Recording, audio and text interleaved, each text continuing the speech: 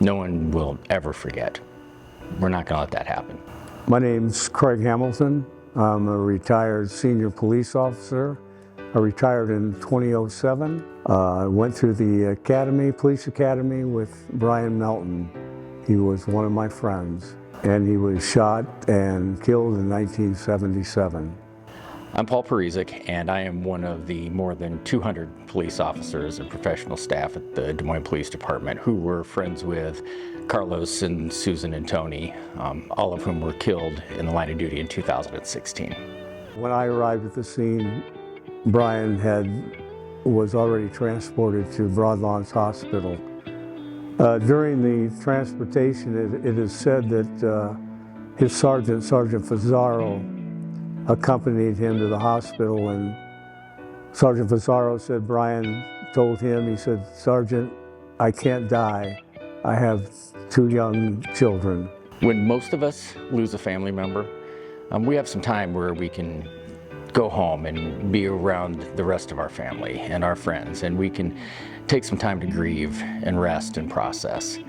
That doesn't happen with police officers. It was an unbelievable situation that I never in my life thought I would be confronted with.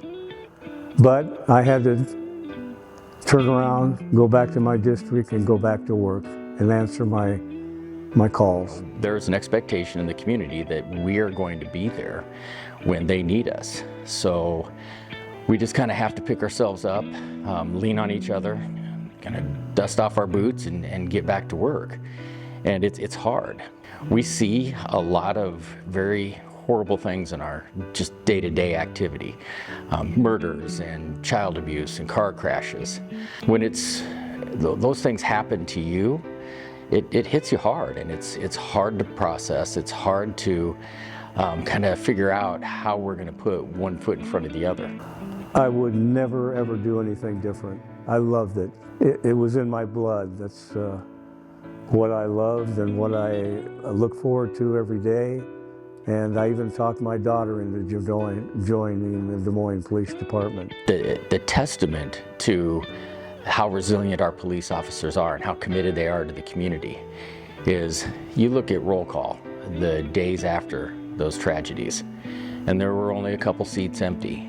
And those seats were empty because those officers weren't ever coming back. We have systems and people and processes in place to support us when things like this happen. Iowa Cops, our peer support team. It's a big weight that we carry, and it does get lighter every day, but it's always there. And every single day when our officers walk into roll call, they see all of those faces. The faces of those officers that came before them. Some of them served out a 30-year career, and some of them came to work and never went home in the morning. We all know that this could happen to us.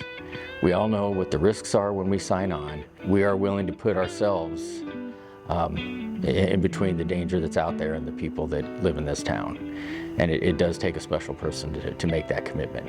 None of us are ever going to forget the friends that we served with that aren't here anymore. I was at both of those scenes. I'll never forget what I saw, but what I focus on is the fun that I had on the streets and off duty and throughout our careers with Tony and Carlos and Susan, and you know, you choose to focus on those things. You choose to focus on the happy times, and that's what moves you forward. That's what carries you through the tough times now.